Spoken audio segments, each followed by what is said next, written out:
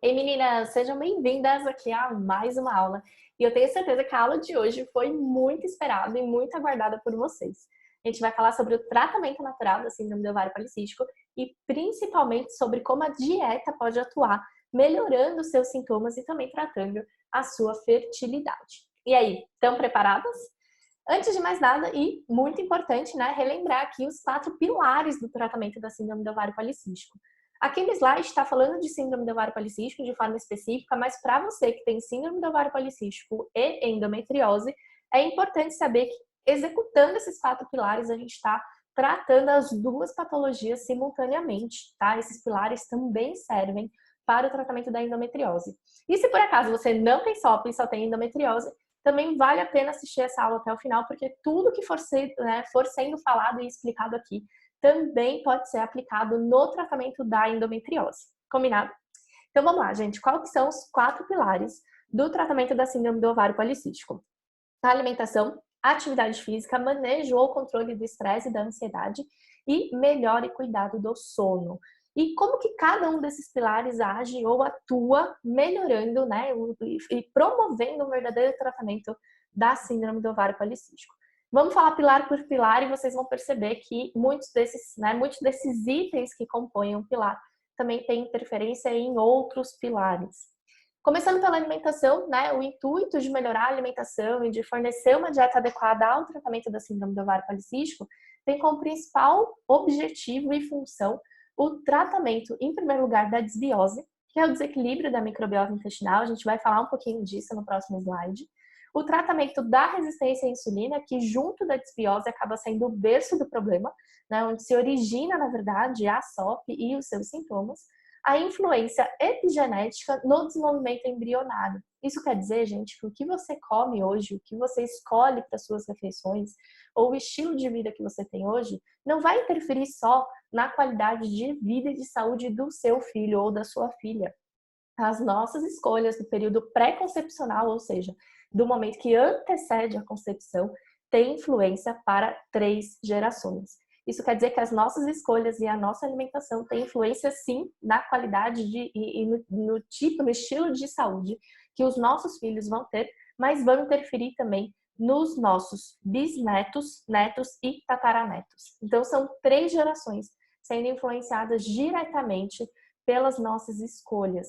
E ter uma alimentação que condiz com o tratamento da síndrome do ovário policístico faz com que a gente consiga ter uma modulação epigenética das nossas próximas gerações, evitando, inclusive, né, a tendência ao surgimento da SOP nessas gerações. Vocês também vão entender um pouquinho disso mais para frente.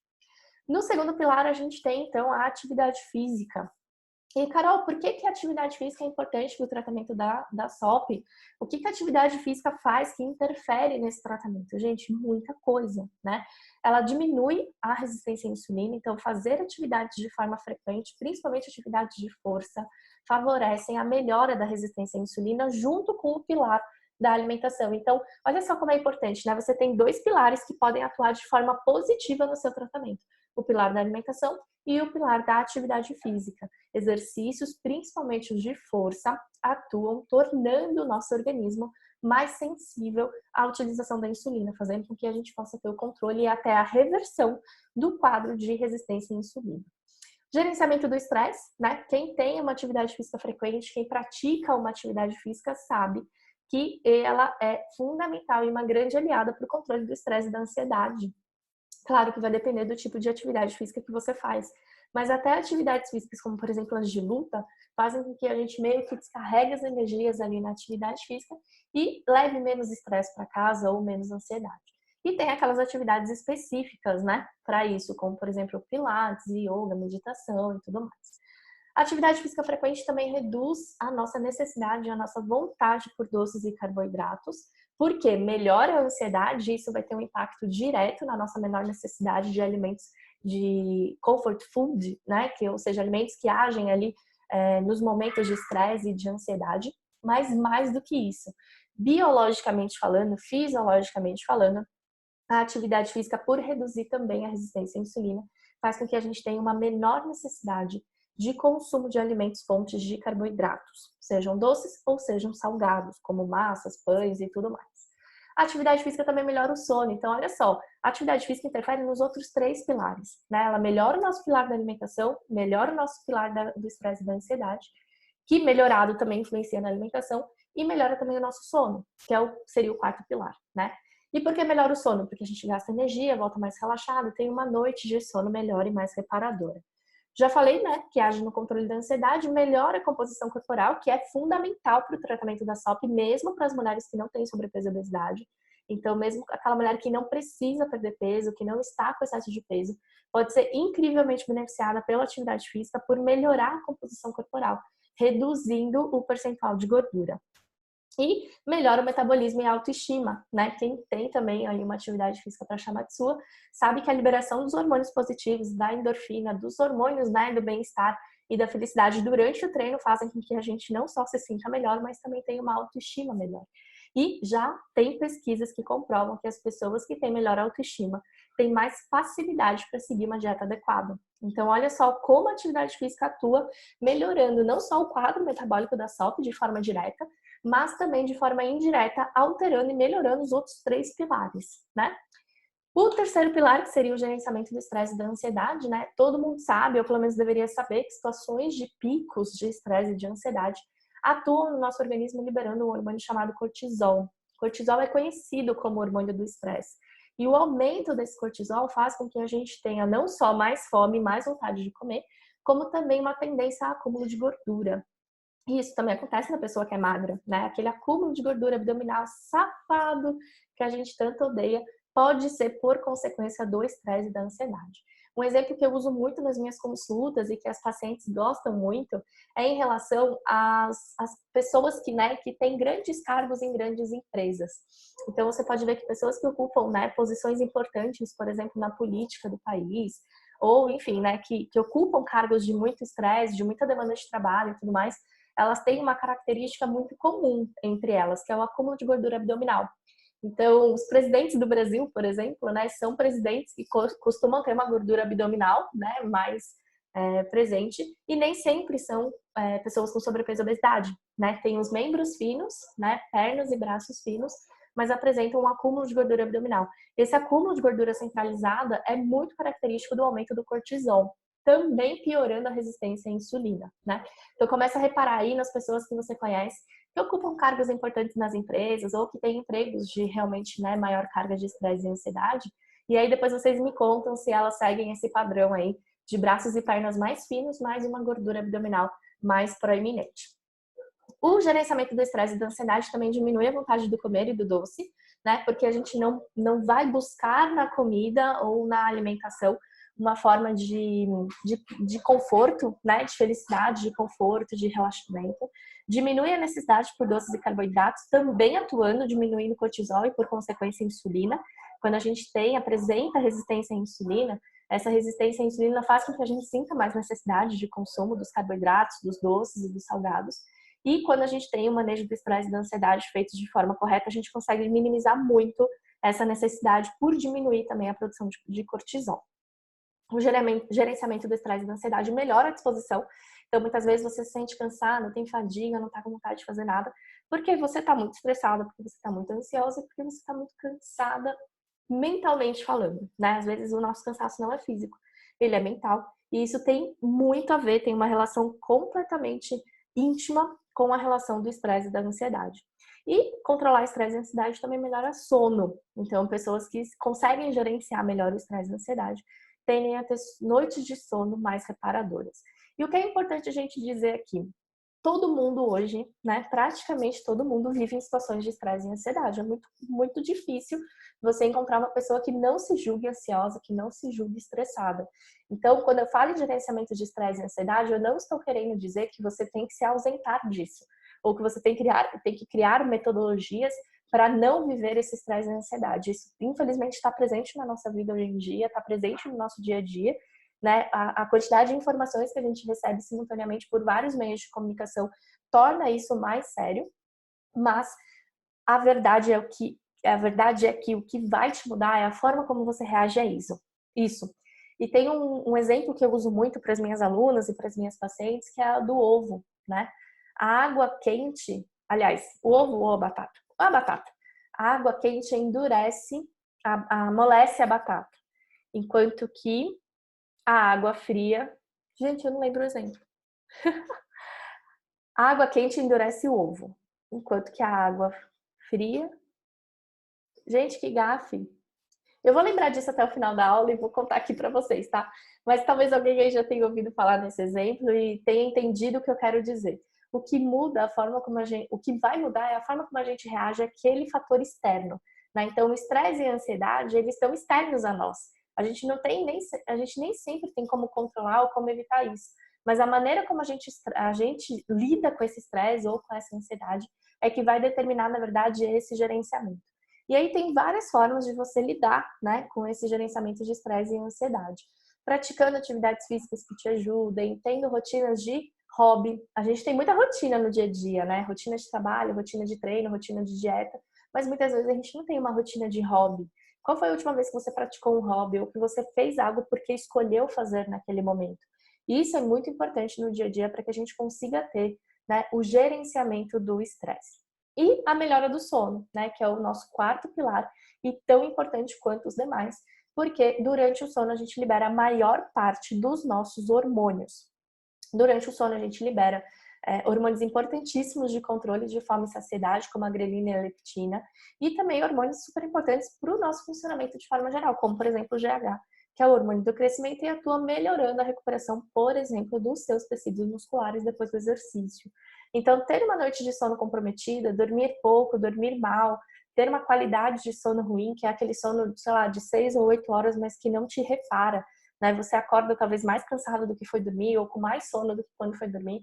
E isso é extremamente ruim para todos os outros pilares. E também vai interferir negativamente no seu tratamento. Melhorar sono melhora o nosso metabolismo, torna a gente com um controle hormonal melhor, né? Porque os hormônios sendo liberados da forma como precisam ser durante a madrugada, ajuda também de uma forma de cascata, né? A produção de outros hormônios que a gente precisa durante o dia. E principalmente falando, né, da relação sono e alimentação, como eu disse aqui no começo, o sono é o principal momento, né? A noite de sono é o principal momento onde a gente produz grelina e leptina, hormônios relacionados diretamente à nossa fome e nossa saciedade. Então, se você tem uma produção ruim de grelina e leptina, você vai ter mais fome e menos saciedade, tendendo a comer pior, né? E mais. E aí, comendo mais, você vai ter toda aquela questão, né, que a gente fala da resistência à insulina, da maior vontade de carboidratos, doces e etc. Dormir pouco causa estresse, né? Mães em pós-parto são especialistas em dizer sobre isso, porque elas têm uma noite de sono muito ruim, acordam inúmeras vezes, né? Fica muito preocupada com o recém-nascido, e isso torna elas, né, extremamente estressadas num primeiro momento, e a gente vê nitidamente a interferência disso. E também dormir bem melhora a disposição, né? Muitas vezes você não está disposta, não está com a energia que você gostaria de ter, não porque você está dormindo pouco, mas sim porque você está dormindo mal. E isso é muito importante que a gente alinhe, que a gente ajuste, né? Então, vamos falar agora desses 4 pilares, principalmente do pilar da alimentação, que é a minha principal área, né? Obviamente, é a área que eu mais domino, certo? Vamos lá. Antes da gente entrar aí num pilar, né, específico, eu quero que vocês pensem no seguinte: eu recebo diariamente essa pergunta, Carol, eu tenho uma alimentação, eu estou extremamente focada na alimentação, eu estou indo super bem na questão da dieta, mas os outros itens não estão indo tão legal, eu não estou conseguindo treinar, o meu sono está meio tumultuado, eu estou com um problema no trabalho, estou muito estressada. Eu vou ter um tratamento bom dessa forma? E aí, a forma como eu trouxe, né, isso aqui de forma gráfica para vocês entenderem é uma cadeira com 4 pés. Você tem 4 pilares para o tratamento da SOP. Se um deles estiver bambo, talvez você não sente na cadeira, né? Você não vai ter a segurança nem o que você precisa para conseguir ter aí tranquilidade ao sentar nessa cadeira. O tratamento da SOP, gente, e da endometriose é a mesma coisa. Se você está extremamente focado e dedicado a um dos pilares e os outros 3 não estão, né, minimamente ali condizentes, né, com o que precisa ser feito, provavelmente você não vai ter o resultado que você precisa. Então, é importante que os 4 pilares andem juntos e que os 4 recebam atenção. Num primeiro momento, você pode focar naquele pilar onde você, né, que apresenta realmente maior dificuldade para você, que precisa de mais energia, mais atenção, mais dedicação. Mas depois que isso está fluindo, você precisa também se atentar aos demais até que todos eles fiquem equiparados, né? Até que todos estejam recebendo aí a atenção mínima para o nosso resultado acontecer da melhor forma. E qual que é o papel da nutrição nesse tratamento, né? Carol, você é nutricionista, a gente está falando de síndrome do ovário policístico. Qual que é a relação disso? Muita gente ainda confunde, ainda não tem clareza, né, sobre como a nutrição e uma nutricionista pode te ajudar no tratamento da síndrome do ovário policístico e por que a nutrição talvez seja aí o principal papel, né, tem o principal papel nesse tratamento. E é isso que eu venho aqui explicar para a gente poder introduzir também melhor o tema da aula de hoje. A gente tem que lembrar, meninas, que a SOP tem uma origem possivelmente genética, né? Então, da onde vem a SOP, da onde nasce a SOP, por que algumas mulheres desenvolvem a síndrome do ovário policístico? Ela tem um papel genético importante, né? Então, mulheres portadoras de SOP podem transmitir o gene para suas filhas mulheres, que terão mais tendência ao desenvolvimento da síndrome, mas você ser geneticamente vulnerável ou tendenciosa a ter a SOP não te faz ter a SOP. A SOP ela vai ser desenvolvida por conta de fatores ambientais. Então, uma mulher portadora da SOP passa o gene para sua filha, mas essa filha só vai desenvolver a síndrome do ovário policístico se ela estiver exposta a fatores ambientais que colaboram para esse desenvolvimento. E isso explica porque duas irmãs, por exemplo, filhas de uma mesma mulher, uma pode ter a SOP e outra não. Até mulheres gêmeas, né? Uma pode desenvolver a síndrome e outra não. Explica porque, de repente, a sua mãe não tem manifestações de síndrome do ovário policístico, mas você tem. Porque a sua mãe pode ter recebido o gene da sua avó e não ter desenvolvido, mas esse gene estava nela e passou para você. E aí, se você foi exposta a esses fatores, você pode, então, ter desenvolvido a síndrome. E o que é muito importante, gente, a gente lembrar, né, ao falar disso, é que antigamente, não tão antigamente assim, a síndrome do ovário policístico não era sequer conhecida. Então, possivelmente a sua avó não teve o diagnóstico de síndrome do ovário policístico, por mais que ela tenha tido a patologia, por mais que ela tenha tido, né, o problema, tenha tido as manifestações, os sintomas. Antigamente não se era conhecida, antigamente não se investigava, e até hoje em dia a gente tem muita dificuldade em encontrar informação, a informação não está muito clara, não está muito precisa, nem tão divulgada.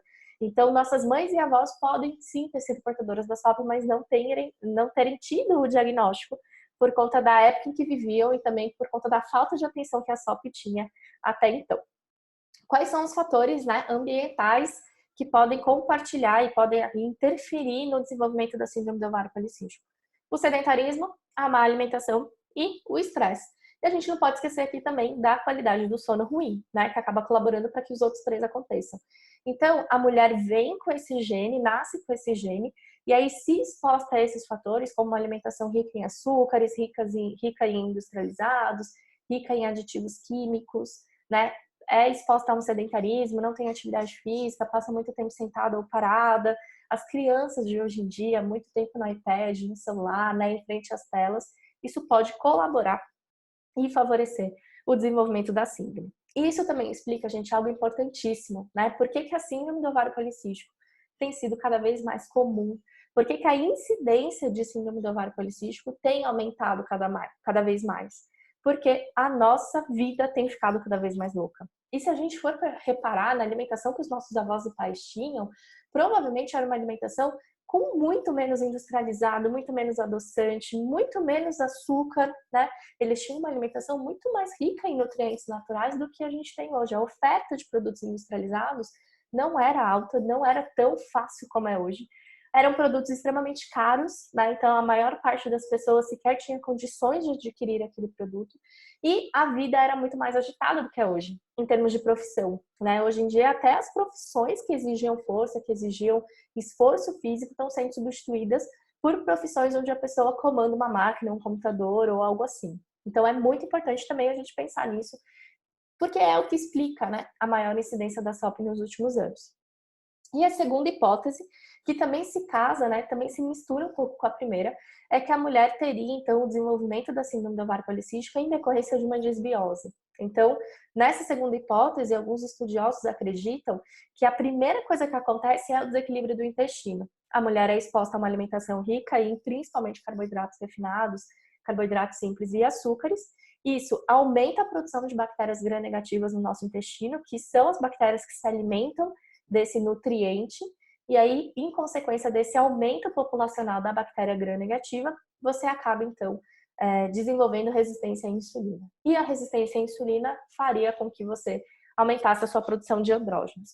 Por que eu falei que uma hipótese casa muito com a outra? Porque se a gente acredita na hipótese genética, onde a mãe passa para filho o gene, e aí quando exposta a fatores ambientais, essa síndrome se desenvolve, ela se desenvolve quando a pessoa está exposta a fatores que levam também à disbiose, né? Então, sedentarismo, má alimentação, estresse, noite de sono ruim, também faz com que a pessoa tenha essa disbiose, que é esse desequilíbrio intestinal. E o desequilíbrio da microbiota intestinal, o aumento das bactérias gram-negativas é muito marcado por sintomas como gases, estufamento abdominal, sensação de empachamento, uma barriga inchada, dura, dolorida para algumas mulheres. E não há um exame onde a gente detecte a disbiose. Ela é simplesmente diagnosticada por exame clínico, avaliando os nossos sinais e sintomas, e é tratada através também da alimentação e do uso de probióticos, né, que recolonizam a microbiota intestinal, aumentando as bactérias gram-positivas e diminuindo as bactérias gram-negativas que levam à vontade do doce, da massa, do pão. Então vocês veem, gente, que não é uma coisa isolada, né? É uma coisa levando a outra. Ao mesmo tempo que a mulher que tem síndrome do ovário policístico tem muita vontade de carboidrato, massa, pão, doce, pão de queijo e tudo mais, ela tem essa vontade porque ela tem resistência à insulina e essa resistência à insulina leva a maior necessidade de carboidratos, mas ela pode ter essa vontade também por uma questão de disbiose, né? Que é uma microbiota ali intestinal pedindo alimento o tempo todo. Então, uma coisa nunca vai ser isolada, as coisas sempre se comunicam e se unem. E é por isso que o tratamento também não é único, ele é multifatorial. A gente tem que lidar com todas essas suposições e tratar tudo isso para que a gente consiga finalmente chegar num resultado satisfatório. E, Carol, qual que é a dieta que verdadeiramente trata a SOP?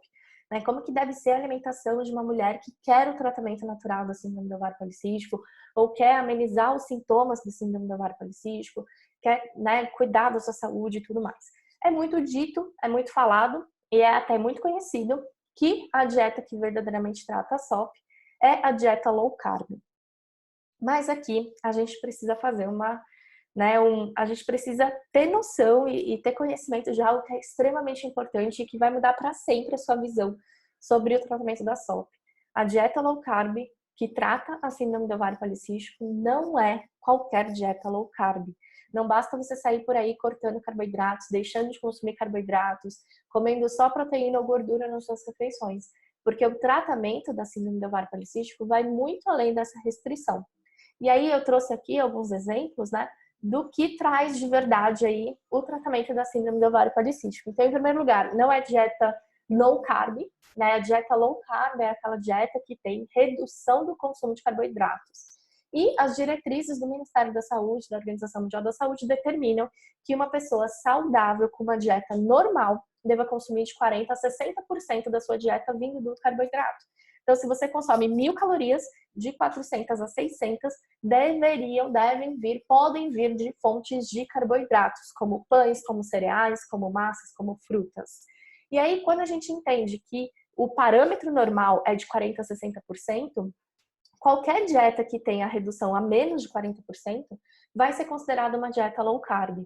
E aí, dentro dessa janela do que é low carb, a gente tem vários tipos de dieta. A gente tem desde uma dieta cetogênica, né, com menos de 30 gramas de carboidrato por dia, até uma dieta da proteína, que gira em torno aí de 100 gramas por dia. Isso vai depender muito da pessoa, da quantidade de calorias que ela consome no dia, que ela precisa por dia.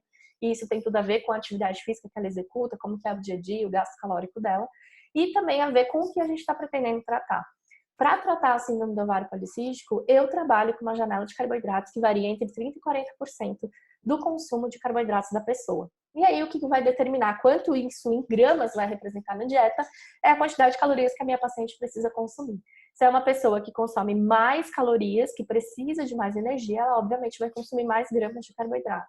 Se é uma pessoa que consome menos calorias, ela vai consumir em gramas menos carboidratos, né? E o mais importante de tudo, e que a gente precisa deixar claro, gente, é que não é deixar de consumir o carboidrato, mas é consumir os carboidratos saudáveis, com as combinações adequadas e dentro da rotina certa. Então, agora a gente vai falar desses 3 itens. Quais são os carboidratos saudáveis, quais são as combinações adequadas e qual é a rotina certa. Porque esses 3 pilares compõem o pilar principal, que seria a da dieta, né? Que compõe os 4 pilares do tratamento da SOP. Então, veja também que cada pilar ele não é único, né? Ele é representado por várias coisas. E aqui a gente vai falar especificamente desses 3 pilares. Bom, falando então dos carboidratos saudáveis, né? Muita gente me pergunta, Carol, qual é o carboidrato saudável? O que é um carboidrato saudável? O que eu posso consumir? O que eu não posso? O que eu devo evitar? E a forma mais fácil e didática que eu aprendi, né, para explicar isso para vocês é o seguinte: quais carboidratos você pode consumir no seu dia a dia sem ter medo? Os carboidratos que Papai do Céu criou. Então, quem criou a batata? Papai do Céu. Então você pode comer a batata. Quem criou o arroz? Papai do Céu. Então você pode comer o arroz. Quem criou a fruta? Banana, manga. Gente, uma delícia. Foi Papai do Céu que criou, não foi? Então você pode consumir sem medo algum. Quais são os carboidratos que você deve evitar? Os carboidratos que o homem inventou. Então, um exemplo clássico, né? Quem inventou a castanha? Papai do Céu. Então você pode consumir a castanha. Quem colocou açúcar na castanha foi a mulher do aeroporto. Então não consuma aquela castanha rica em açúcar. E aí você vai tentando diferenciar dentro da sua rotina quais são os alimentos que você pode, deve ou precisa priorizar e os alimentos que você deve consumir o menos possível, tá? Produtos industrializados que são vendidos dentro da caixinha, do pacotinho, do saquinho, todos eles foram criados pela humanidade, né? Então todos eles têm coisas ali que não nos ajudam no tratamento da SOP. Aditivos químicos, corantes, conservantes, adoçantes, produtos para dar sabor, cheiro, conservar, isso tudo pode fazer muito mal para a gente e piora muito o quadro da síndrome do ovário policístico. Enquanto que a batata, o inhame, cará, a mandioca são fontes de carboidrato, sim, mas são fontes saudáveis do nutriente e devem estar presentes na sua refeição. Então, aqui a gente tem quais são, então, os carboidratos saudáveis ou os carboidratos que a gente deve priorizar e consumir. Nutri, quais são as combinações adequadas? O que é essa combinação? Como que eu vou combinar esses alimentos na minha rotina? Aqui eu separei para vocês exemplos do que é carboidrato, do que é proteína e do que é gordura, porque tem muita gente que ainda confunde, né, esses macronutrientes. Toda a nossa alimentação gira em torno dessas três coisas. Ou é uma fonte prioritária de carboidrato, ou é uma fonte onde a maioria da energia ali vem de um nutriente chamado proteína, ou o alimento é rico em gordura. Vão ter alimentos que existem os três. Vão ter alimentos que é uma combinação massiva de um dos dois e não tem quase nada do outro.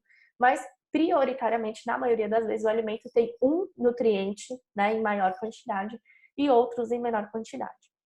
E como que você deve, então, combinar esses alimentos? Sempre que você for consumir fontes de carboidratos, sejam eles saudáveis ou não, vindos do Papai do Céu ou do homem, não importa. Se você vai consumir um carboidrato, sempre combine esse carboidrato com uma proteína ou com uma gordura. E por que isso? Né? Porque isso vai diminuir a carga glicêmica da sua refeição e vai deixar você saciada por mais tempo. Coisas importantíssimas para o controle da resistência à insulina e para a diminuição da produção dos hormônios masculinos. Como que isso acontece? Vamos imaginar aqui que eu tenho um Tupperware com 5 quilos de arroz. Arroz branco, normal. E aí eu dou para você e falo assim, miga, me dá 10 grãos de arroz branco. Você vai demorar segundos. Vai pegar um punhado, contar 10, separar e me entregar, ó, Carol. Segundos. Se nesse mesmo Tupperware eu der para vocês arroz branco, arroz integral, arroz cateta, arroz agulha, enfim, vários tipos de grãos e falar para vocês, miga, eu quero 10 grãos do arroz agulha. Você vai ter um trabalho muito maior. Isso vai te gerar muito mais tempo, né, para procurar. Vai separar um punhado, vai encontrar os 10 grãos até você conseguir me entregar. O nosso sistema digestivo, ele passa exatamente por essa situação. Quando você come só um carboidrato, o seu estômago mistura carboidrato com carboidrato e manda carboidrato para o seu intestino. E aí o trabalho que seu intestino tem de selecionar esse nutriente para fazer a absorção dele é praticamente nulo, porque o carboidrato é o nutriente mais facilmente absorvido pelo nosso organismo. É quase que uma osmose, né? Chegou ali na parede epitelial do intestino, já vai para dentro em forma de glicose, já aumenta a nossa glicemia, que é a quantidade de glicose que a gente tem disponível mesmo na corrente sanguínea. Agora, se na sua refeição você está consumindo um doce, mas você está consumindo também uma castanha, que é muito rica em gordura, e você consumiu algum alimento muito rico em proteína, como por exemplo o queijo, ou uma coalhada, um iogurte, qualquer coisa assim, o que vai acontecer? O seu estômago ele vai misturar carboidrato, proteína e gordura. É como se fosse aquele vasilhame cheio de grãos diferentes uns dos outros. E o seu intestino vai receber tudo isso misturado, né? Porque o intestino mistura todo o conteúdo da nossa refeição a nossas enzimas, né, para fazer a digestão desse alimento. E aí, quando você tem tudo isso misturado dentro do seu epitélio intestinal, o seu intestino precisa fazer um trabalho de seleção, porque cada nutriente é absorvido em uma porção diferente do intestino. Então, isso faz com que o carboidrato não chegue de uma vez só na sua corrente sanguínea, ele vai chegar como se fosse um conta-gotas. E aí, se ele chega como se fosse um conta-gotas, você não precisa liberar demais insulina. Você vai liberar a insulina também a conta-gotas. E essa insulina que está sendo liberada gradativamente, ela vai ter uma vida útil, onde ela vai trabalhar por mais tempo. E isso vai fazer com que você precise de menos insulina, que é a grande chave do tratamento da síndrome do ovário policístico. Recapitulando de uma forma simples e resumida aqui, a resistência à insulina, gente, que talvez alguém aí tenha perdido, né, essa informação e essa definição, é uma dificuldade da nossa insulina em desempenhar o papel dela. Gente, tentei imitar, ficou pior. Em desempenhar o papel dela. Então, o que acontece? Toda vez que você come um carboidrato, e de novo, né, carboidrato saudável ou não, melhorou. Carboidrato saudável ou não, vindo do papai do céu ou do homem, não importa. Se você consumir o carboidrato, o que vai acontecer? O seu corpo vai ter que liberar a insulina para fazer a digestão e a absorção desse nutriente. Então, vamos supor que você comeu lá uma batata. Essa batata vai ser quebrada em carboidratos, né, em glicose, né, moedas de energia para o nosso organismo. Essa glicose vai chegar lá no intestino, vai ser absorvida, vai parar na nossa corrente sanguínea. Glicose, glicemia, quantidade de glicose que temos na corrente sanguínea. E aí, essa glicose, ela precisa da insulina para entrar no interior da célula. É como se a insulina fosse a chave que abre a nossa fechadura, sabe? Então, a glicose e a insulina, elas se unem, elas se juntam, e a insulina transporta essa glicose para o interior da célula. Chegando lá dentro da célula, ela vai então ser transformada em combustível, em energia, e vai ser queimada, né? Para que a gente tenha lá as nossas atividades normais, comuns. Quando a gente tem resistência à insulina, esse transporte não acontece, porque a insulina e a glicose não se unem. É como se como a gente estivesse tentando abrir uma fechadura com a chave errada. Elas se reconhecem, mas elas não se unem, e aí a insulina não consegue transportar a glicose para o interior da célula. Quando essa glicose não entra no interior da célula, fica circulando no sangue. E aí o nosso organismo identifica esse excesso e transforma a glicose em gordura, né, em fonte de energia para acúmulo. E a insulina que foi produzida e que não fez o transporte como deveria, fica ali circulando, também sinalizando para o corpo que está faltando carboidrato, porque se ela foi produzida e não se uniu a um carboidrato, está faltando carboidrato para ela. E aí vem a maior vontade do doce, da massa, do pão. Lembrando que se a glicose não entrou no interior da célula, o nosso carro está sem combustível, né? Então você vai se sentir mais cansada, com mais fadiga, indisposição, sem energia para nada. E o grande problema disso, gente, é que essa resistência à insulina faz com que a glicose se acumule e isso gera maior resistência à insulina, né? Que seria o acúmulo de gordura, principalmente na região abdominal. E aí, com mais resistência à insulina, você tende a comer mais e comer mais carboidratos. E aí, quando você come mais carboidratos, você libera mais insulina. O que isso tem a ver com a síndrome do ovário policístico? A insulina é um hormônio anabólico. E quando a insulina está alta, a gente libera mais andrógenos, que são hormônios masculinos. E vem daí o aumento da testosterona, da androstenediona, da dihidrotestosterona e de outros hormônios conhecidos como andrógenos. Então, para a gente começar a tratar esse quadro, para a gente minimizar a quantidade de hormônio masculino que você produz, a gente precisa, antes de mais nada, reduzir a quantidade de insulina que você está produzindo. E como a gente faz isso? Fazendo com que você faça combinações adequadas, que você escolha os carboidratos certos e que esses carboidratos saudáveis sejam combinados da forma adequada, dentro de uma rotina certa. E qual que é essa rotina certa, né? Que é o nosso terceiro pilar dentro do pilar da alimentação.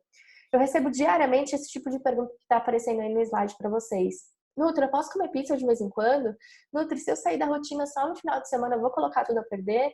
Carol, eu posso compensar os meus dias de exagero? Carol, eu posso comer o bolo de aniversário da minha avó? Carol, eu amo sorvete, eu nunca mais vou poder tomar sorvete? E se eu exagero no final de semana, eu preciso ficar sem comer na segunda-feira para compensar esse exagero? Esse tipo de pergunta, gente, com certeza em algum momento já passou pela cabeça de vocês. E o que vocês precisam saber é que exceções existem, né? Vocês têm que estar preparados para essa exceção. Não adianta você começar um processo de reeducação alimentar ou de, enfim, um processo de emagrecimento, uma dieta com auxílio de um profissional, acreditando que jamais você vai cometer um erro ou que jamais você vai sair daquilo. Dietas perfeitas não existem. Todo mundo algum dia vai numa festa de aniversário, todo mundo algum dia vai numa confraternização, todo mundo algum dia vai no aniversário de alguém querido, vai ter vontade de tomar uma bebida que não é rotineira, que não é do costume. E tá tudo bem se você fizer tudo isso, desde que as exceções não se tornem a regra.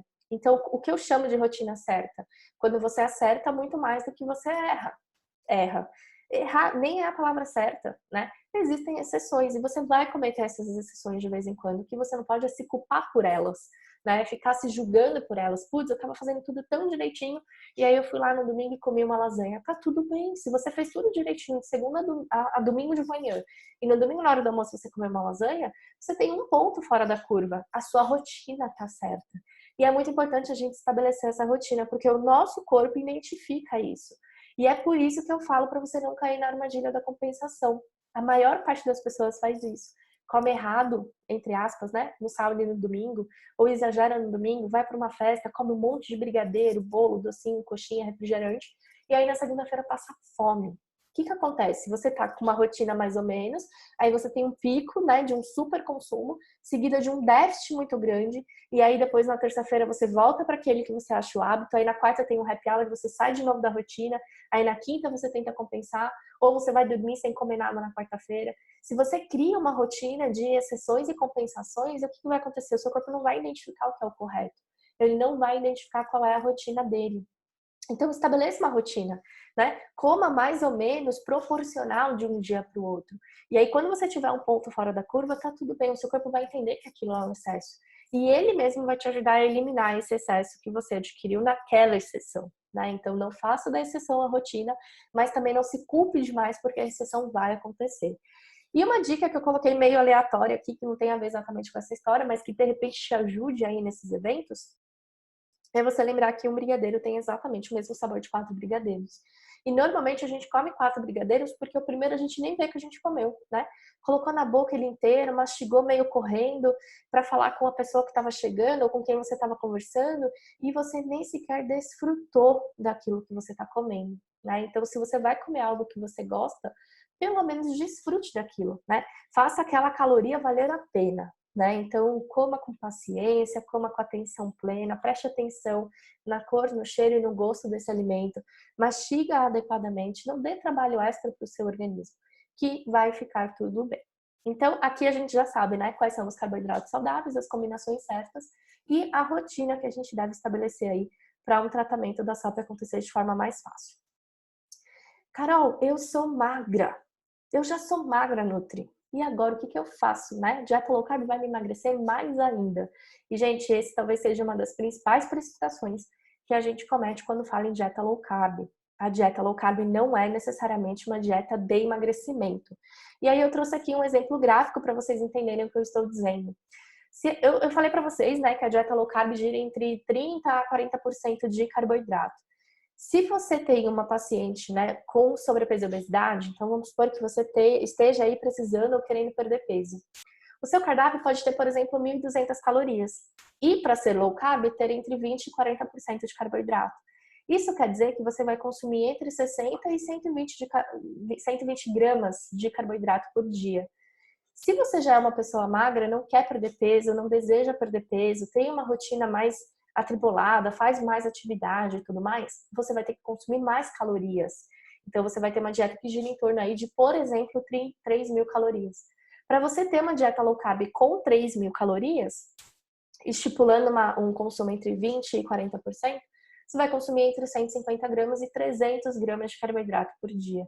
O que não vai mudar para ambas, né? A mulher com sobrepeso e obesidade e a mulher magra precisam ter uma dieta onde o consumo do carboidrato é menor do que o da proteína e da gordura, por isso chamada low carb, e ambas vão ter que consumir também os fitoterápicos, os suplementos, os chás adequados, tratando o sintoma que mais está incomodando para essa mulher. Porque tem mulher magra que tem muito incômodo com pelo, com acne, com queda de cabelo, assim como tem mulher com sobrepeso e obesidade com esse incômodo. Então a gente vai tratar os sinais e sintomas dessa mulher. Mas mesmo que você seja magra, você não precisa perder peso para tratar a SOP. O tratamento da SOP não está na perda de peso, né? Você pode consumir muito mais caloria, muito mais energia no dia e tratar a SOP da mesma forma. Lembrando que esses dados são fictícios, tá, gente? 1.200 calorias ou 3.000 calorias vai depender muito da pessoa e vai mudar muito se você é uma pessoa que faz atividade física ou não, qual atividade física você faz, quanto tempo de atividade física você tem por dia, qual é a sua atividade profissional, se você fica sentado ou em pé o dia inteiro, como que você vai para esse trabalho, se você vai caminhando, andando, correndo, na bicicleta ou no carro. Então varia muito de pessoa para pessoa e isso é calculado de forma individual, tá bom? Mas o que é importante vocês saberem aqui é que a dieta low carb não é necessariamente uma dieta de emagrecimento. E que mesmo sendo magra, a mulher precisa tratar a síndrome do ovário policístico e precisa ter uma alimentação adequada a esse tratamento, tá? Carol, o que realmente eu preciso evitar, né? O que é fundamental e que na rotina eu preciso excluir ou consumir o menos possível, o que eu realmente preciso evitar para tratar a SOP, se eu não preciso evitar o carboidrato necessariamente. Eu coloquei aqui os principais alimentos que eu considero como realmente vilões do nosso tratamento. Os adoçantes, sejam eles naturais ou não, tá? Não importa se é xilitol, não importa se é eritriol, não importa se é estévia, não importa se é zero cal, adocil, ou seja lá qual for o adoçante. É adoçante, ele vai ser prejudicial para o seu tratamento. E por quê? Primeiro que o adoçante, ele faz com que a gente se acostume a um paladar excessivamente doce. Todos os adoçantes têm um poder de adoçar muito maior que o açúcar. Então, tanto é que você vai adoçar um café com adoçante, você põe gotinhas ali, né? Porque o poder de adoçar daquele líquido é muito grande. E aí, quando você tem contato com um alimento, né? Com um produto tão doce, você vicia o seu paladar a querer alimentos cada vez mais doces. Prova disso é, toma um café adoçado com adoçante, ou um suco, qualquer bebida, e em seguida come, por exemplo, um biscoito recheado. Né? Biscoito recheado é doce pra caramba, mas se você consumir ele antes do café, você vai ter uma percepção. Se você consumir depois, você vai ter outra completamente diferente. Então, o adoçante tem esse problema. E a outra coisa que é fundamental nessa questão do adoçante, e que vale para outros itens também, é em relação ao que o adoçante provoca no nosso cérebro. Quando você consome um alimento com adoçante, a sua papila gustativa da língua identifica que tem um adoçante ali, que tem um alimento doce, o seu corpo vai identificar que está vindo uma fonte de carboidrato. Porque o doce é o carboidrato, né? Não existe doce rico em proteína ou gordura, falando de alimentos naturais e que alimentos que o nosso corpo está preparado, né, para identificar, consumir e absorver. E aí, quando você consome esse adoçante, você já avisa para o seu cérebro, olha, tá vindo carboidrato. E o seu cérebro manda uma mensagem para o seu pâncreas para ele produzir insulina. Então, mesmo alimentos que não tenham necessariamente carboidratos, que não tenham necessariamente calorias, mas que são ricos em adoçantes, promovem o aumento da nossa insulina. E, como eu expliquei agora há pouco, né, aumento da insulina é péssimo para tratamento da SOP, porque faz a gente ter muito mais hormônio andrógeno. Alimentos industrializados, já falei aqui também, rico em corante, conservante, aditivos químicos que fornecem maior durabilidade, mais cheiro, mais sabor, mais cor e os adoçantes, né? Então, cuidado, porque a maior parte dos alimentos industrializados, principalmente os que se dizem saudáveis, marcas que ganham aí, né, por serem mais saudáveis, por serem fitness, por serem, né, enfim, saudáveis, que é o nome que a indústria mais usa, normalmente são carregados de adoçantes. Assim como os alimentos na versão light, diet zero. Então, pensa, se o alimento que você está consumindo é normalmente uma fonte de carboidrato, como por exemplo um biscoito, e você está dizendo que esse biscoito não tem açúcar, corre, porque ele vai ter muito adoçante. Ou ele tem um açúcar mascarado, né? Tem maltodextrina, tem dextrose, tem algum outro nome para fazer você acreditar que não tem açúcar, mas na verdade é um carboidrato de índice glicêmico talvez tão alto quanto o açúcar ou até pior que o açúcar, tá? Shakes. Carol, eu posso continuar tomando shake da Herbalife enquanto eu faço o programa, ou enquanto você me trata, ou enquanto eu faço a dieta? Não. E por que não? Primeiro que quando você substitui uma refeição por um shake, você está reduzindo demais o consumo de fibras que você tem. E com menos fibra, o seu intestino funciona pior, a sua saciedade é menor. Segundo, você perde a sensação da mastigação. A mastigação é fundamental para a questão da nossa saciedade, né? O nosso corpo foi feito para mastigar, a gente não tem dente à toa. E aí, quando você mastiga o seu alimento, é uma forma de você avisar seu cérebro de que está chegando alimento. E ele não só te prepara para fazer a digestão daquele alimento da forma adequada, como ele também te prepara para ter saciedade. Então, dietas líquidas, dietas de shakes, consumo de shakes em substituição à refeição é muito ruim também por conta disso. Você tende a ter fome muito rápido. E ficar enganando o estômago com chá, com suco, também não vai adiantar. A principal marca, né, desses shakes não tem autorização da Anvisa para funcionar. Não tem nutricionista responsável, né? Então é uma briga muito grande aí. Inclusive o CRN, que é o Conselho Regional de Nutrição, proíbe os profissionais nutricionistas de indicarem e prescreverem esse tipo de shake, esse tipo de alimento, entre aspas. Fora toda essa briga, né? Óbvio, eu não seria contra o meu conselho e jamais prescreveria isso sabendo que eu sou proibida. Mas, além disso, falando realmente da composição desse shake, do quanto de corante, de conservante, de adoçante ele tem, ele sim é bem ruim para o tratamento da SOP. E a mesma coisa com o whey e receitas dele. O whey também vai ter adoçante, o whey também vai ter corante, o whey também vai ter tudo que tem no shake, com a diferença de o whey ser insulinotrópico, ou seja, ele naturalmente já promove o aumento da nossa insulina, tá? Existem vários artigos que comprovam isso, e o whey, para quem tem resistência à insulina ou síndrome do ovário policístico, é bem ruim, tá? Então vem daí essa restrição. Carol, e os carboidratos? Opa! Carol, e os carboidratos, né? O que eu posso, o que eu não posso consumir? O que você precisa realmente evitar dentre a família dos carboidratos? Os carboidratos simples e refinados, as massas, os pães e os doces feitos com esses carboidratos, com essas farinhas brancas, né, refinadas, o açúcar, propriamente dito, e os alimentos que contenham qualquer um deles como ingrediente. Carol, mas e se eu precisar usar um adoçante, né? Posso usar? Não. Entre açúcar e adoçante, prefiro o açúcar. E dentre os açúcares, a nossa ordem prioritária é essa que eu coloquei aí no slide. Primeiro o açúcar de coco, em segundo o açúcar demerara e por último o açúcar mascavo, tá? Por quê? Porque eles estão em ordem de índice glicêmico. O açúcar de coco é o que tem menor índice glicêmico, o açúcar demerara tem um índice glicêmico intermediário e o mascavo tem um índice glicêmico um pouco maior que o demerara. E por que não o adoçante? Por tudo que eu expliquei. Pelo vício do paladar, pelo aumento da nossa insulina, pela questão, né, de nos habituar a alimentos cada vez mais doces e tudo mais. Entre um café com açúcar e adoçante, prefiro o café sem nada. Mas entre o café com açúcar e adoçante, prefiro com açúcar. Lembrando, gente, que o açúcar ele deve ser desestimulado da alimentação, né? Não é porque o açúcar de coco tem um índice glicêmico baixo, não é porque o açúcar de coco tem menos impacto na nossa insulina ou que ele, entre aspas, é mais saudável, que a gente pode consumir à torta e à direito. Você deve desestimular esse consumo e diminuir esse consumo aos poucos, até que você não precise mais dele, né?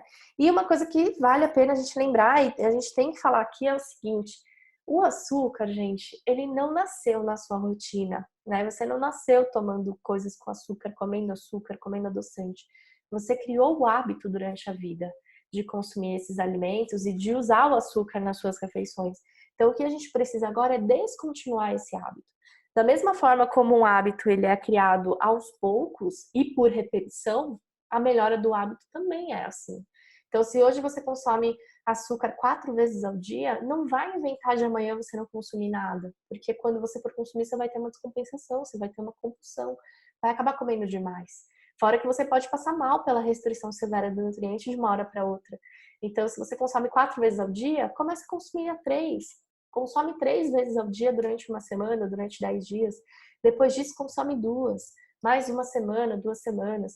Depois, consome 1 vez ao dia. E aí, quando você conseguir chegar nessa 1 vez ao dia, você vai diminuindo para 3 vezes na semana, dias intercalados, até você conseguir, por exemplo, consumir só em ocasiões especiais ou estipular um dia na semana para você comer uma sobremesa ou um alimento que você goste, tá?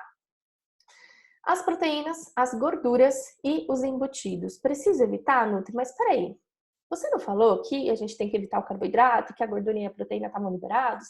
Nem sempre, tá? Proteínas e gorduras, e principalmente os embutidos, também não devem fazer parte da sua rotina, nem em grande quantidade. Atenção à carne vermelha para quem está tentando engravidar, tá? Para quem não é tentante, não tem a pretensão de engravidar nos próximos meses, a carne bovina pode estar presente no seu dia a dia, todos os dias, se obviamente, né, você não for vegetariano ou vegano. Que aí vai estar tudo bem. Agora, se você é tentante, se você quer engravidar no período que vai aí de 3 a 6 meses, eu recomendo que você tome cuidado e consuma no máximo 2 vezes por semana, tá? Porque a carne bovina tem uma interferência negativa na nossa fertilidade. Atenção também às aves com pele, porque na pele a gente tem principalmente depósito de gordura saturada e colesterol. E quando a gente consome demais a gordura saturada, para a mulher que tem síndrome do ovário policístico, automaticamente a gente aumenta o nosso colesterol. E o colesterol é precursor de testosterona. Então, quando o seu colesterol está muito alto, uma das formas do seu corpo de tentar diminuir isso, de evitar o impacto de um alto colesterol, é produzir testosterona, né, para dar vazão ao colesterol. E aí o que acontece? Os sintomas da síndrome pioram. Para quem está tentando engravidar, isso também é bem ruim. Ai, Carol, mas eu já fiz dieta da proteína, dieta keto, já fiz várias dietas restritas em carboidratos e o meu colesterol não aumentou. Isso dá muito certo para as mulheres que não são portadoras da SOP, né? Ou então, minha amiga fez e deu um super resultado e o colesterol não aumentou. Pode acontecer? Pode. Mas na síndrome do ovário policístico, o que a gente observa é que aumenta. Então, toma cuidado, porque a dieta que serve para uma pessoa saudável, que não tem nenhuma questão metabólica, pode não funcionar para a mulher que tem síndrome do ovário policístico. Atenção aos peixes contaminados, né? Então, hoje em dia, infelizmente, é mais comum você achar um peixe contaminado do que não contaminado. E a minha dica aqui é evitar peixes muito baratos. Desconfie dos estabelecimentos que vendem peixes a um custo muito baixo, tá? Procurem sempre aqueles restaurantes ou aqueles lugares, né, para compra que são mais conceituados, que têm um nível aí melhor para a gente tentar diminuir ou pelo menos evitar ao máximo a contaminação aí por, né, metais pesados, que pode ser extremamente prejudicial tanto para a fertilidade da mulher como também para o tratamento da SOP. Linguiça, salsicha, outros, né, embutidos e outros alimentos processados também são carregadíssimos em produtos químicos, né? Não vou nem te contar como é feita a linguiça para você não criar bode dela para sempre, mas é um alimento para consumir realmente de vez em quando ou evitar ao máximo. Carol, peito de peru é saudável, né? Peito de peru é um embutido da dieta. Todo mundo que quer uma dieta saudável, que vai na lanchonete e pede um lanche saudável, recebe um lanche de peito de peru com queijo branco. Então, ele pode? Não, não pode, tá? Peito de peru e presunto magro são embutidos com uma quantidade de sódio extremamente alta, além de serem alimentos processados e que também podem trazer, né, uma inflamação adicional para o nosso corpo. Então, toma cuidado com isso. E os iogurtes com sabor e outros aditivos. Então, tá vendo? Olha o tamanho da lista, né? Que teoricamente seriam alimentos liberados, que você poderia consumir sem medo por não terem carboidratos, que na verdade fazem muito mais mal do que uma batata, do que um arroz ou do que uma fruta. Eu vejo cada coisa assim, eu vejo mulheres que não comem banana, ou que não comem manga, porque acham que são frutas muito ricas em carboidratos, mas comem peito de peru e queijo branco todo dia, né? Que vão na lanchonete e pedem tostex integral de peito de peru, achando que estão arrasando na dieta. E na verdade, esses alimentos são, na verdade, muito mais prejudiciais para a nossa saúde como um todo do que os carboidratos, né? Saudáveis e feitos ali por Papai do Céu. Essa lista, gente, vale muito para quem tem endometriose também. Então, a endometriose é uma doença inflamatória, né? A gente começa com um foco inflamatório que pode ali se dispersar para o organismo. E todos esses alimentos são altamente inflamatórios. Então, toma cuidado, você que tem endometriose também, com o consumo deles, tá? Dicas práticas para o dia a dia, né? O que eu tenho que fazer no dia a dia que é importante para eu conseguir tratar a SOP? Primeiro, evitar mais do que um carboidrato na mesma refeição. Vai montar o seu pratinho, monta um pratinho ali onde tem uma fonte de carboidrato e se você tiver com muita vontade de consumir mais de uma fonte, você usa aquela mesma quantidade para as duas fontes somadas. Então tá tudo bem se você quiser consumir batata e mandioca na mesma refeição, desde que os dois somados não ultrapassem um quarto do seu prato, né? Vocês vão ver aqui o exemplo gráfico já já. Priorize o consumo dos carboidratos para antes e depois do exercício. Então, se você faz atividade física, deixa para consumir o carboidrato, principalmente o carboidrato de índice glicêmico alto, refinado ou feito com uma farinha branca, no momento que antecede ou procede o exercício. Porque nessas situações o carboidrato é rapidamente utilizado e não estoca. Evita suco e bebida com frutose concentrada em refeições intermediárias. Então, Carol, tem problema tomar suco de laranja? Gente, para você fazer um suco de laranja, você usa pelo menos 6 laranjas, né? Para fazer um copo de 200 ml. Você comeria 6 laranjas de uma única vez? Não. Por que você toma o suco com 6 laranjas, né? Então tem que tomar muito cuidado com essa questão. O suco, gente, ele não é o vilão, não é ele que vai necessariamente te engordar ou que vai te prejudicar. Tem muito mais coisa prejudicial na nossa saúde que a gente precisa prestar atenção. Mas quando a gente fala de suco, é frutose concentrada ali. Então, ou você dilui o suco, espreme uma laranja e complementa com a água, pega uma fatia de melancia e complementa com água ou gelo, ou não toma o suco e come a fruta, né? É muito mais vantajoso comer a fruta porque ela adiciona fibra, né? Coisa que no suco a gente acaba perdendo. Então, entre o suco e a fruta, prefira a fruta. O suco é importante para você? Você gosta muito? Priorize as frutas de baixa quantidade de carboidrato, como acerola, morango, por exemplo, carambola. E quando for consumir um fruto de uma fruta que tem mais frutose, dilui para você diminuir o impacto disso na sua insulina. Adicione fibra às refeições, né? Então, todas as suas refeições tem que ter pelo menos uma fonte importante de fibra. Lembrando que a gente tem dois tipos de fibra: fibra solúvel e fibra insolúvel. A fibra solúvel é aquela que absorve água e aumenta o bolo fecal, fazendo com que fique mais fácil o transporte dele pelo nosso intestino. E a fibra insolúvel é aquela fibra que a gente não absorve e que também não absorve água. Ela atua realmente irritando positivamente a parede do nosso intestino para que ele contraia e expulse o bolo fecal. As fibras insolúveis são até mais importantes, as duas são importantes, tá? Mas elas são até mais importantes pra gente, porque fazem com que a gente tenha uma melhora do intestino, evita os picos de insulina, torna a digestão mais lenta, aumenta a saciedade. Então, pensando no histórico, né, de toda a fisiopatologia da SOP, em toda refeição você deve consumir pelo menos um tipo de folha, né? Um tipo de fibra insolúvel. E faça trocas inteligentes, né? A gente tem vários alimentos no nosso dia a dia que a gente tem por hábito consumir porque acha saudável ou porque não vê problema em consumir, que poderiam ser tranquilamente trocados. Ah, Carol, mas isso custa caro. Gente, será? Eu coloquei aqui um exemplo, né, da H2O, que é um refrigerante, não deixa de ser um refrigerante, conhecido como saudável por ser água com limão. E, na verdade, olha a lista de ingredientes que uma garrafa de H2O tem. Olha a quantidade, gente, de conservantes e outros aditivos químicos usados para a produção, né, para a invenção da H2O. Quando, na verdade, se você quer água com gás de limão, você tem só 2 ingredientes e te custa muito menos. Mais precisamente aqui a metade do preço, tá? Pensando em restaurantes, né, que costumam aplicar um valor maior aí do que o mercado. Um outro exemplo. Ai, Carol, eu amo iogurte com mel. Olha a quantidade de ingredientes que existe no iogurte com sabor de mel. Tem tudo menos o mel, né? O mel tá ali, acho que em quinto na lista. Ó, leite pasteurizado ou reconstituído, xarope de açúcar, preparado de mel, que é xarope de açúcar, água, mel, amido modificado, açúcar. Olha a quantidade de carboidrato que tem nisso, né? O mel tá aí em quinto na lista. Se você não sabe, gente, presta bem atenção nisso. Quando você pega a lista de ingredientes, o alimento, né, o ingrediente que está em primeiro na lista é o ingrediente que mais está presente naquele produto. Então, nesse iogurte de sabor mel da Nestlé, o ingrediente mais presente é o leite pasteurizado integral ou leite reconstituído integral. Qual que é o segundo ingrediente mais presente? Xarope de açúcar. E o terceiro mais presente é o preparado de mel, cujo os ingredientes têm 3 tipos de açúcar diferentes: o xarope de açúcar, o mel e o amido. 4. E o açúcar mesmo. Então, olha só a quantidade de açúcar que tem nisso. Como que você faz para substituir? O iogurte integral, né, onde só tem 2 ingredientes, que é o leite e o fermento, e o mel, cujo ingrediente é só o mel. Você reduz uma lista enorme de ingredientes para somente 3 ingredientes, de uma forma muito mais saudável, muito mais natural e gastando exatamente a mesma coisa. Então, esse tipo de troca precisa estar muito rápida, né? Tem que ser muito perceptível para vocês. Façam esse treinamento. Ai, Carol, eu amo cookie de aveia e mel da marca X.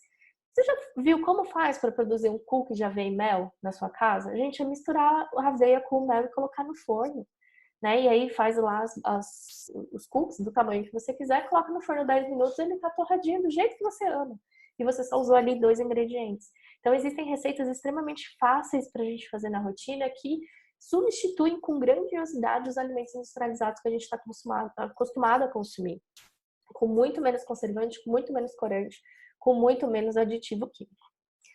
Carol, pré e pós-treino, essa é a dúvida do momento, né? Deixa eu ver se eu acho um lugarzinho para mim aqui nesse slide. O que eu devo comer antes e depois do treino? Né? Eu acho que essa é a dúvida que mais me perguntam, que mais me falam, que mais me questionam. Gente, pré-treino, momento que eu antecede o treino. A refeição pré-treino ela pode ser consumida de meia hora até 1 hora antes do exercício, né? Quando for refeição intermediária ou café da manhã. Então, se a tua refeição que antecede o treino é o café da manhã ou lanches intermediários, meia hora, 1 hora é o suficiente. Se o seu treino é depois do almoço ou depois do jantar, o legal é esperar de 1 hora e meia, 2 horas, né? Para que aquele nutriente já esteja disponível em energia na sua célula. E na refeição pré-treino, o que você precisa consumir? Um carboidrato, de preferência de energia lenta ou rápida, então aí vocês vão entender já já a diferença, mais uma proteína. E por que isso? Porque quando você inicia a atividade física, no primeiro momento, você precisa do carboidrato rápido, né? Então você pode consumir, por exemplo, uma tapioca, um pão, uma salada de frutas. Só que esse carboidrato ele não pode acabar rápido. Ele tem que ser durável durante todo o treino, né? Porque senão vira aquilo, né? Você consome, sei lá, uma banana com aveia e mel, por exemplo, e vai pro treino de musculação. Você chega lá, meu, animadaça, tipo, pegando muito peso, assim, felizona. E aí, com 15 minutos de treino, você tá, tipo, bodeada, bocejando e sem energia pra nada. Provavelmente você consumiu só um carboidrato rápido antes do treino. Então ele gerou energia rápida e acabou rápido. E aí você ficou sem energia para o restante do treino. Quando você mistura um carboidrato rápido com um carboidrato lento ou consome um carboidrato lento, você tem carboidrato para o seu treino inteiro.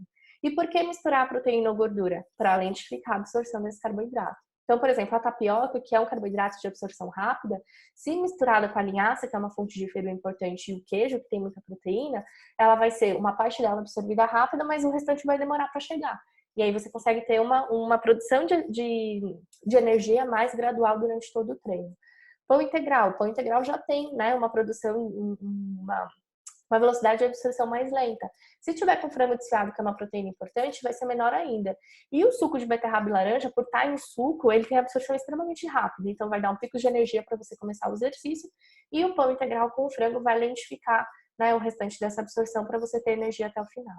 Saladas de frutas com granola, mesma coisa. Saladas de frutas tem lá uma energia um pouco mais lenta por conta das fibras, mas a granola, na maioria das vezes, é um pouco mais rápida. Depende muito da receita da granola também. O iogurte tem a proteína que lentifica, e assim sucessivamente. Carol, terminei o treino. O que eu vou consumir? Aí depende se o seu objetivo é aumentar a massa magra ou se o seu objetivo é perder gordura, emagrecer. Se você quer aumentar a massa muscular, é importante que você consuma um carboidrato de energia rápida nesse momento. E por quê? Quando você consome um carboidrato de índice glicêmico alto, o que acontece? Você libera muita insulina.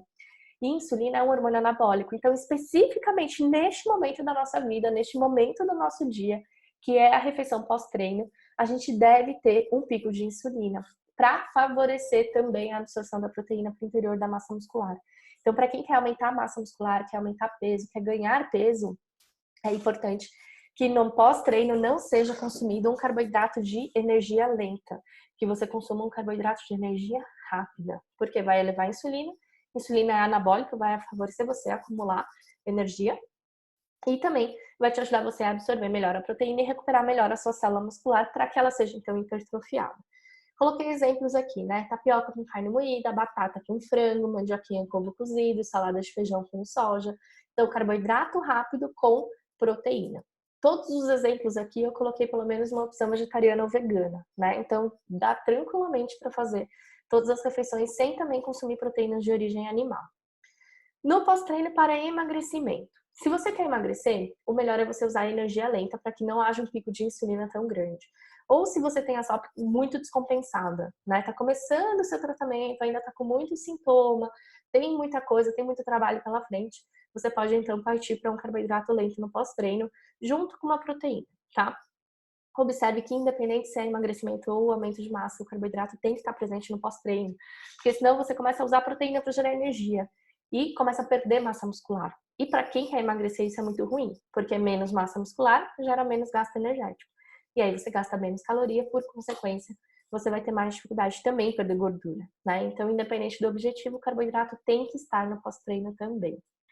Exemplo, salada de folhas com batata doce e frango, sopa de verduras com carne moída, omelete, creme de espinafre com shimeji e shiitake.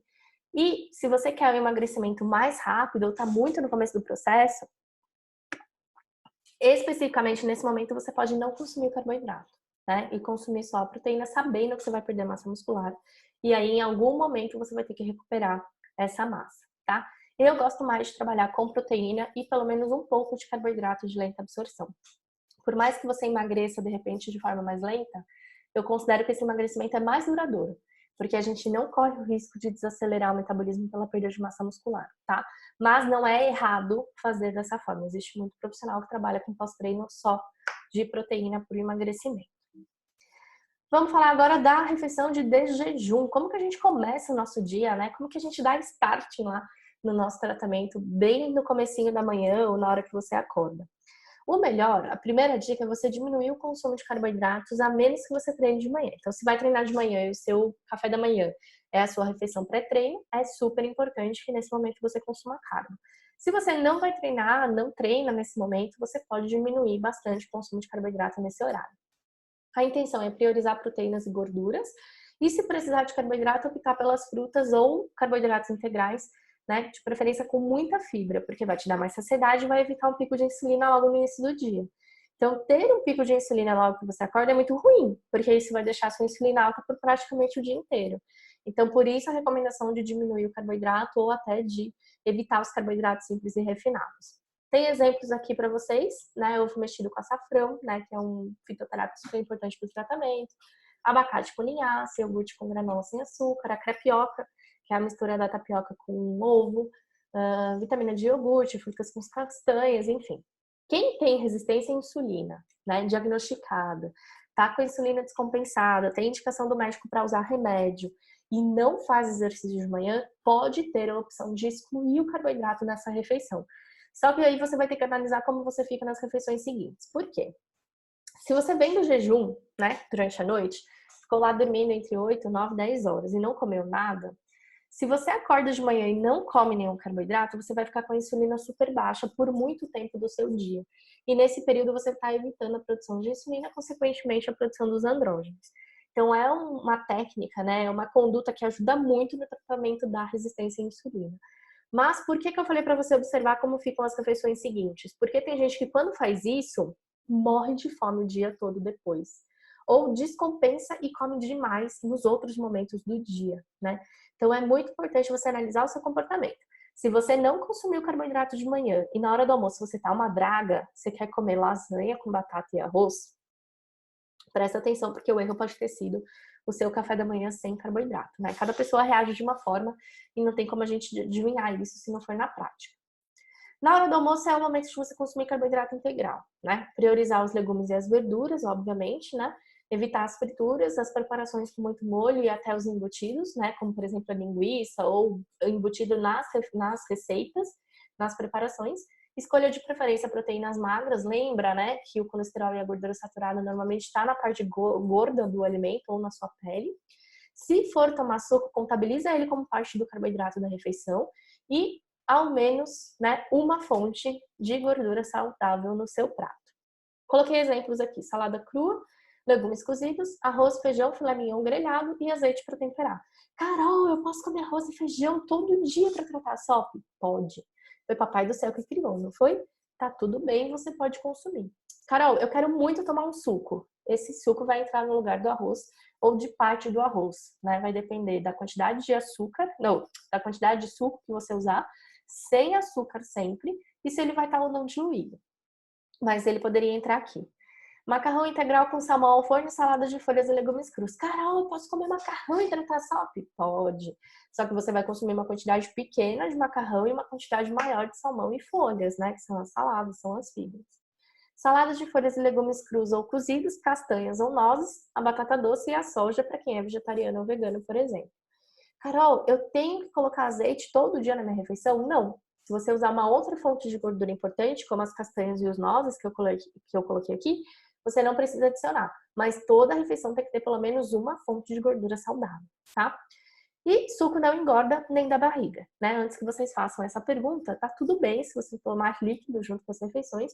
O que vai contar é que ele é fonte de carboidrato, então ele ou substitui ou entra como parte do carboidrato da sua refeição e tem muito menos fibra do que se fosse a fruta realmente.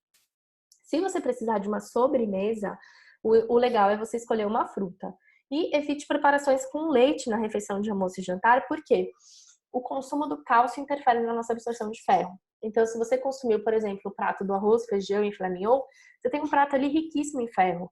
Só que se você acaba essa refeição e consome, por exemplo, um café com leite ou um pudim de leite, uma parte muito grande desse ferro vai ser excluído, porque o seu corpo vai priorizar a absorção do cálcio, tá? Então, é importante evitar essa alteração. Carol, de onde vem o mito, né, que tomar suco com a refeição engorda ou que tomar suco com a refeição da barriga? Pelo fato, gente, do volume que a refeição representa. Então, vamos supor, se você pegar um prato onde tem arroz, feijão, filé mignon, grelhado, azeite, salada crua, legume cozido, é uma refeição grande. E você ainda adiciona o suco, para o seu estômago você vai receber todo esse volume de uma única vez. O nosso estômago tem uma capacidade natural de armazenamento que gira em torno de 1 litro e 200 para um adulto. Se só de líquido você vai tomar 500 ml, por exemplo, qual a chance do volume da refeição, mais da sua saliva, mais do suco ultrapassar esse limite? É muito grande, provavelmente acontece. E aí o seu corpo tem que expandir o estômago para acomodar esse alimento para conseguir fazer a digestão dele. Uma vez não vai causar problema nenhum. Mas se isso começa a ser frequente, o seu estômago dilata e não volta para o tamanho natural. E com o estômago dilatado, você começa a ter mais fome, né? Com o estômago maior, você demora mais tempo para ter saciedade e precisa comer mais para conseguir ter saciedade. Então é por isso que a gente fala que o líquido com a refeição pode ser ruim. Se o líquido for gaseificado, é pior ainda, porque para o seu estômago ele vai representar 2 vezes o volume dele. Se você está tomando, por exemplo, 300 ml de um refrigerante zero com gás, para o seu corpo aquilo é 600 ml, já foi mais da metade aí da capacidade do seu estômago, tá? Então é daí que vem esse mito de que beber líquido com a refeição engorda ou que suco na refeição engorda. Na verdade, não é o nutriente da bebida, é o volume que essa bebida ocupa no seu estômago, tá? O prato ideal está aqui para vocês. Então, como que vocês devem montar o seu prato ideal a partir de hoje? Metade do seu prato com saladas, verduras e legumes, né? Não esquecendo das folhas cruas, que são extremamente importantes para o nosso trato gastrointestinal. 1/4 desse prato, deixa eu ver aqui, ó, com o mouse, tá vendo? Metade dele, salada. 1/4 o arroz ou a fonte de carboidrato que você escolheu. Pode ser a batata, pode ser o macarrão. E nesse 1/4 que sobrou, você vai dividir ele ao meio. E aí você vai colocar metade de leguminosa, feijão, ervilha, lentilha, grão de bico. E metade da proteína animal, se você não for vegetariano e vegano. Se você é vegetariano ou vegana, esse 1/4 do prato aqui vai ser de um grão, né? Ou de uma fonte de proteína vegetal importante. Carol, por que o feijão está aqui dividindo espaço com a proteína? O feijão ele tem uma quantidade de carboidrato maior, né, do que uma proteína animal, do que um bife, um frango ou um peixe. Mas ele também tem muita proteína. Ele é um dos poucos nutrientes que tem quantidades de carboidrato e proteínas muito parecidas. Então ele entra aqui, né, ele acaba sendo uma fonte de carboidrato também, mas ele também tem muita proteína. Então é por isso que ele ocupa aqui um espaço dividido, né, com a proteína da refeição, tá bom? Jantar. Primeiro passo, diminuir o consumo de carboidratos a menos que seja a refeição que você faz depois do treino ou se você treina muito cedo no dia seguinte, tá? Porque se você acabou de treinar e vai jantar, você precisa do carboidrato, como eu já expliquei. Se você vai treinar no outro dia de manhã muito cedo, se você não colocar carboidrato nessa refeição, você vai acordar com muito pouca energia e o café da manhã não vai ser suficiente para recuperar seu estoque. Então, o jantar ele vai ter carboidrato quando ele é seu pós-treino ou quando você treina no dia seguinte muito cedo. A gente tem que priorizar as proteínas e as gorduras e, se precisar de carboidrato, também optar pelos carboidratos integrais ou de absorção lenta, que são os complexos e as raízes. Coloquei exemplos aqui, né? Vegetariano, vegano, né? Carnívoro e etc. E é importante dizer que quem tem resistência à insulina e não treina de manhã, nem antes dessa refeição, também pode e até deve excluir o carboidrato do jantar, tá? Analisando, óbvio, como se sente na refeição seguinte, que seria o café da manhã. Então, muita gente não relaciona, né? No jantar come um omelete, só um omelete, que é fonte, né, de proteína e talvez alguma gordura que esteja sido adicionada ali. E no dia seguinte acorda com uma fome de leão, querendo comer um panetone inteiro. O que vai acontecer? Provavelmente esse comportamento tem a ver com o seu jantar. Então é muito importante analisar como você fica no dia seguinte para determinar se o seu jantar está sendo ou não satisfatório para o seu objetivo, tá? Então essa é uma das refeições que a gente pode fazer exclusão do carboidrato para o tratamento da SOP e da resistência à insulina, se isso não te afetar negativamente nas próximas escolhas. E algo que é extremamente importante, né, gente? Mindful Eat. O que é Mindful Eat? Comer consciente, né? Comer com atenção plena. Prestar atenção no que você está comendo. Esse é o primeiro passo para você conseguir ter saciedade. E por que eu tô falando isso, gente? Porque ninguém melhor do que você para saber a quantidade de comida que você tem que pôr no seu prato, né? É muito importante você levar em consideração isso. Tem gente que fala, Carol, eu quero que você calcule uma dieta para mim. O que adianta eu calcular uma dieta para você e dizer que você tem que consumir 30 gramas de batata doce no almoço, se essas 30 gramas para você te deixa com muita fome? Ou se você, com 30 gramas, você fica empachado. Gente, cada pessoa é uma, cada pessoa sente uma coisa diferente em relação à comida. Só que a maior parte das pessoas perde a sensação da saciedade. E isso é extremamente certo, né? Extremamente incorreto e ruim para o tratamento. Observe uma criança comendo. E olha só, né? Como muitas vezes a gente perde isso desde a infância e muitas vezes por culpa dos nossos pais sem saberem, né? Coitados. Vamos lá para o exemplo, né? Exemplo prático. Talvez quem seja mãe aí vai até alinhar melhor essa ideia. As crianças, gente, elas têm uma percepção de saciedade muito melhor do que nós adultos, né? Porque a saciedade é um sentimento natural da gente. A saciedade nasce com a gente nasce preparado para identificar quando estamos saciados e quando não estamos. E às vezes a criança está comendo e o pai quer que ela coma o prato inteiro. Você não vai sair da mesa se você comer o prato inteiro. Não joga comida fora. Desperdício é um crime, desperdício é pecado. Tem muita gente passando fome e você jogando comida fora. E você faz a criança comer aquela quantidade que você colocou no prato, que era o ideal para você, que você acha o ideal para ela.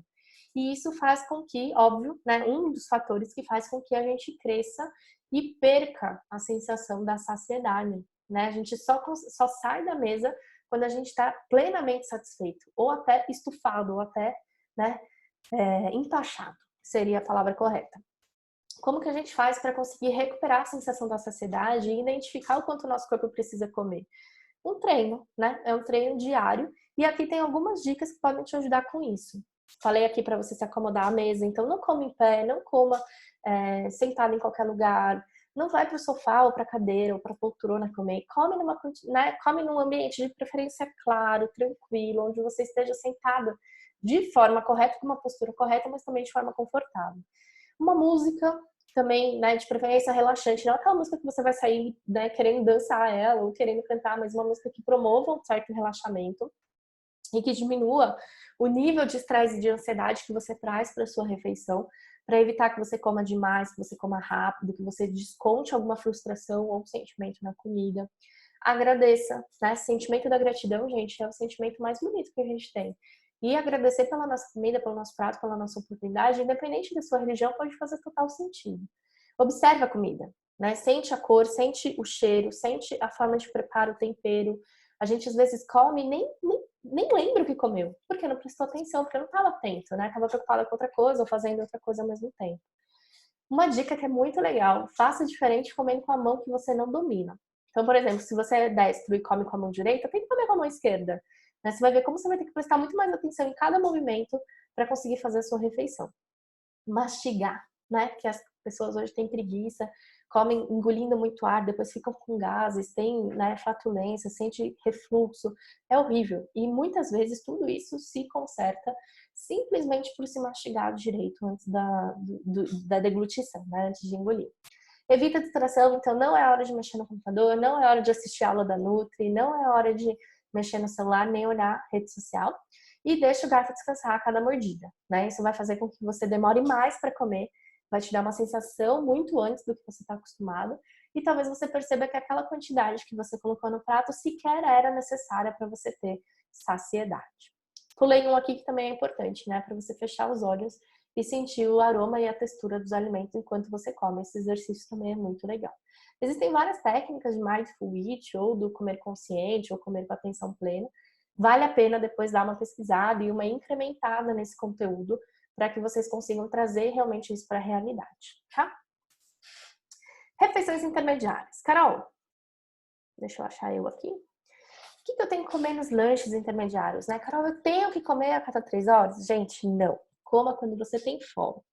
E um exercício legal para a gente fazer no dia a dia, conseguir identificar se isso é necessário, né? Se a refeição é importante ou não, é você se perguntar: eu estou comendo por quê? Eu estou com fome? Eu estou com vontade de comer? Eu estou comendo porque eu acredito que este seja o horário da minha refeição? O que está te levando a comer? E o ideal é que você coma por fome, né? Que você coma nos momentos em que seu corpo está demonstrando que ele precisa de nutriente. E não simplesmente porque está no horário ou porque você está ansiosa ou com vontade de comer um alimento. E uma coisa que é importante, eu nem coloquei aqui no conteúdo da aula, mas que é fundamental, muita gente confunde sede com fome. Muitas pessoas não conseguem manifestar a sede da forma adequada. Elas estão com sede, elas estão desidratadas, mas elas acham que elas estão com fome. E isso faz com que elas recorram ao alimento, quando na verdade um copo de água bastava. Então, sempre tenha água com você, água perto de você, E se você tiver fome em um curto período de tempo da sua última refeição, experimenta tomar um copo d'água, de pelo menos uns 200, 250 ml. Se a sua fome melhorar, a gente já descobriu que não era fome, era sede. Tá? Essa dica também é muito importante. Nas refeições intermediárias, se você for fazer refeição intermediária, é interessante diminuir o consumo do carboidrato, a menos que sejam refeições de pré e pós-treino, priorizar os alimentos vindos do Papai do Céu, que são os naturais, e sempre combinar as frutas com proteínas ou gorduras. Coloquei alguns exemplos aqui. Tem gente que fala, Carol, eu não consigo comer ovo no lanche da tarde ou ovo no lanche da manhã. Gente, é questão de costume. Lembra, você não nasceu sem comer ovo. Então, não é porque você não criou o hábito que em algum momento da vida você não vai criar e que você não pode incrementar e colocar isso na sua rotina. Quem tem resistência à insulina e não treina antes ou depois dessas refeições intermediárias, pode excluir o carboidrato também observando nas refeições seguintes como se sente, tá? Mais ou menos parecido com o que eu expliquei no outro slide. Lista de compras, coisas que vocês estavam esperando, vocês vão ganhar essa lista de compras de presente, tá? E a minha recomendação é que você imprima e que visualize essa lista antes de ir para o mercado, né? Fazer a lista de compras antes de ir para o mercado é fundamental para você também escolher, não pela fome ou pela cara do alimento, mas pelo que você está se planejando. E essa lista ela é muito legal, ela pode ser usada tanto por quem tem síndrome do ovário policístico, por quem tem endometriose, e ela está dividida por tipos de alimentos, né? Verduras, frutas, legumes, carnes, carne, ave, peixes como fonte de proteínas animais. E ela é, na verdade, de 2 folhas, né? E aí aqui ao lado você pode colocar os alimentos que de repente você tem o hábito ou que você deseja consumir, mas que não encontrou na lista, tá? E ela pode ser usada aí por vocês na hora de montar o cardápio, né? Montar a dieta da semana ou o cardápio da semana. Carol, eu posso comer tudo que tá nessa lista? Pode. Tudo que tá aqui é escolha saudável para o tratamento tanto da SOP quanto da endometriose e também para fertilidade, tá? Então, independente de qual seja o seu caso, você pode consumir qualquer um desses alimentos. E o ideal é que você varie entre esses alimentos, para que você tenha acesso a vários tipos de nutrientes diferentes. E eu te desafio. Posso fazer um desafio aqui? Posso, né? Eu quero que vocês imprimam essa lista frente e verso, né, em 2 folhas, e que vocês façam a lista da semana. E qual que é o desafio? Daqui 7 dias, quando você for refazer a sua lista para uma nova compra, o meu desafio é que você coloque só coisas que não estavam presentes na lista anterior. Então, por exemplo, se aqui, e por que eu tô falando isso, né? Quando a gente fala, por exemplo, Carol, qual verdura você costuma comprar para sua casa? Alface. Só come alface. Ou só come couve, né? As pessoas têm o hábito de acabar colocando alimentos na rotina e consumindo só esses alimentos, né? Não varia dentre os nutrientes e dentre as opções. Isso torna a dieta monótona, a gente enjoa mais fácil, a gente cansa muito mais fácil da dieta, parece que a nossa rotina tá um saco, a gente não tem mais prazer ao comer. E, na verdade, o que falta muitas vezes é a variedade que a gente pode se dar. Então, quando você pensa em uma verdura, olha só o tamanho dessa lista de verduras que vocês têm aqui, ó. Qualquer uma dessas verduras pode ser usada no lugar do alface. E aí, qual que é a minha dica? Que hoje você vai fazer a lista da sua semana, você até pode escolher o alface, que é o seu hábito ou o alimento mais fácil. Mas na semana que vem, não coloca alface na sua lista, coloca uma outra opção dessa lista aqui de verduras. Mesma coisa com as frutas, mesma coisa com os legumes. Não fique restrita às opções que você já está acostumada, por comodidade, relaxo, seja lá o que for, né? Por automatização da coisa. Para e olha, né? Você vai ter muito mais clareza sobre as opções que você pode ter para compor a sua dieta e não enjoar. Esse é o meu desafio para você. A cada semana uma lista de compras diferentes, até você praticamente conseguir zerar as opções. Isso dá muitas semanas, né? E aí você pode voltar para a primeira lista. Carol, chá, suplemento e fitoterápico. Qual que é o papel desses 3 queridos no tratamento? Em outras aulas, gente, onde eu falo da alimentação, da dieta da SOP, eu cito que a dieta da SOP vai muito além, né, do cortar carboidratos, e que nessa dieta a gente tem que incluir alimentos funcionais que ajudem no tratamento e no controle dos nossos sintomas, e que mais do que isso, né, os chás, os suplementos e os fitoterápicos também devem fazer parte, auxiliando a gente a atingir o nosso resultado e o nosso equilíbrio. Só que as pessoas confundem muito. E é muito importante que vocês tenham noção e tenham consciência e tenham clareza sobre isso, gente. Chá, suplemento e fitoterápico não faz parte dos 4 pilares. Eu não falei aqui para vocês, são 4 pilares: alimentação, atividade física, manejo do estresse, da ansiedade e sono. Um desses pilares é composto de chá, suplemento fitoterápico? Não. Então você só vai precisar ou incluir isso na rotina primeiro quando você tiver uma recomendação nutricional ou médica individual para você consumir um determinado suplemento, um determinado fitoterápico. Mas, principalmente, você só vai partir para isso quando a base do tratamento estiver adequada. Então, imaginem uma pirâmide, né? A gente tem aqui na base, na parte maior e mais importante do tratamento, que vai guiar todo o restante, que vai sustentar todo o resto, a base dos 4 pilares. Se você tá com a sua cadeira bamba, se um dos pés tá faltando, cara, não vai pro degrau de cima, porque você vai cair, né? Não vai te dar o resultado que você tá esperando. Corrige a alimentação, manejo do estresse e da ansiedade, sono e atividade física. E quando esses 4 pilares estiverem muito bem estruturados, você passa pro andar de cima. Com chá, com suplemento, com fitoterápico.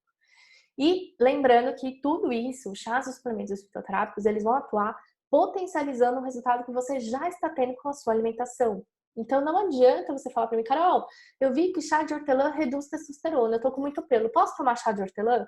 Se você não estiver seguindo uma alimentação adequada, fazendo exercício físico, controlando o estresse, dormindo bem, você vai gastar chá à toa. Se é um chá que você gosta, tá na sua rotina, você tá tomando com prazer, beleza. Mas se você tá incluindo porque você viu que ele pode ter benefício na redução da testosterona, isso vai te frustrar. Porque você vai tomar o raio do chá e você não vai ver melhora no sintoma.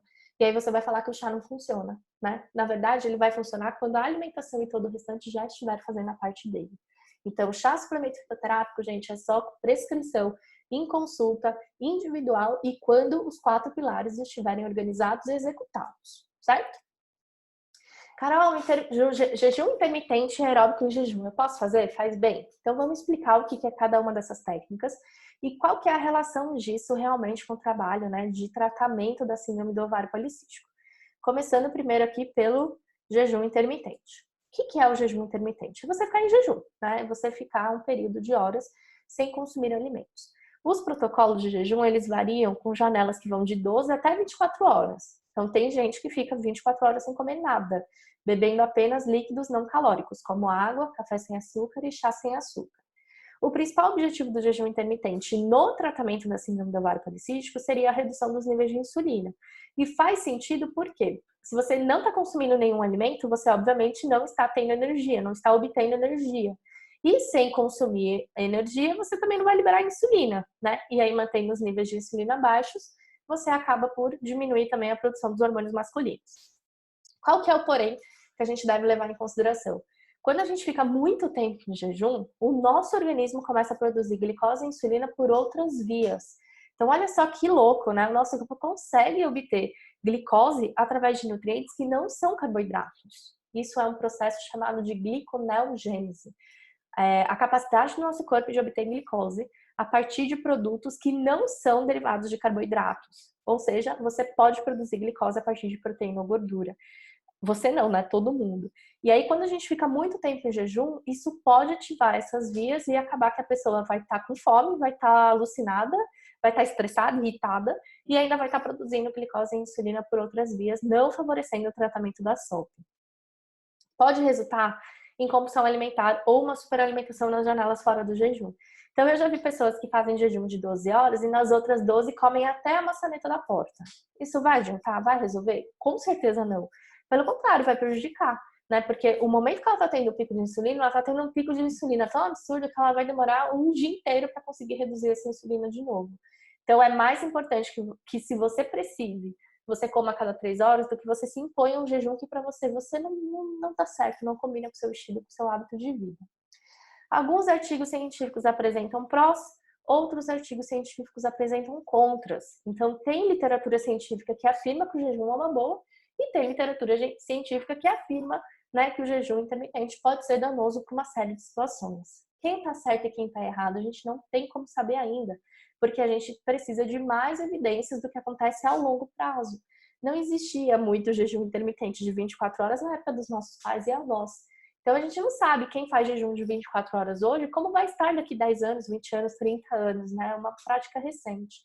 E uma coisa que é interessante, nem é o tema da aula, nem deveria abordar, mas só para fazer vocês refletirem, muita gente que defende jejum intermitente defende porque fala que os nossos ancestrais viviam dessa forma. né? Os nossos ancestrais comiam apenas produtos muito ricos em gorduras e proteínas, como carne dos animais e de caça, e ficavam longos períodos sem se alimentar, né? Passando até dias sem comer. Só que, gente, será que a vida do nosso ancestral era como é a vida hoje, né? Será que ele tinha a quantidade de estresse e ansiedade que a gente tinha? O nível de atividade física era igual ao nosso? A oferta do alimento era como a nossa? Obviamente não. Então, a nossa espécie evoluiu e com certeza o nosso metabolismo evoluiu também. Então, não faz sentido simplesmente se basear em algo que era ancestral para se colocar em rotina hoje, porque a gente mudou, né? O nosso corpo mudou. Tanto que hoje a gente tem doenças que antes não existiam e outras doenças que existiam foram erradicadas. Então, a gente precisa acompanhar essa evolução e saber como o organismo hoje do homem moderno reage a um protocolo de jejum intermitente tão agressivo ao longo prazo, tá? E ele só deve ser feito, obviamente, com acompanhamento profissional. Existem restrições de saúde que são contraindicadas ao jejum intermitente, tá? E aeróbico em jejum, Nutri? Aeróbico em jejum, gente, é quando você faz um exercício de característica aeróbica e não de força em atividades com baixa intensidade depois do jejum noturno, tá?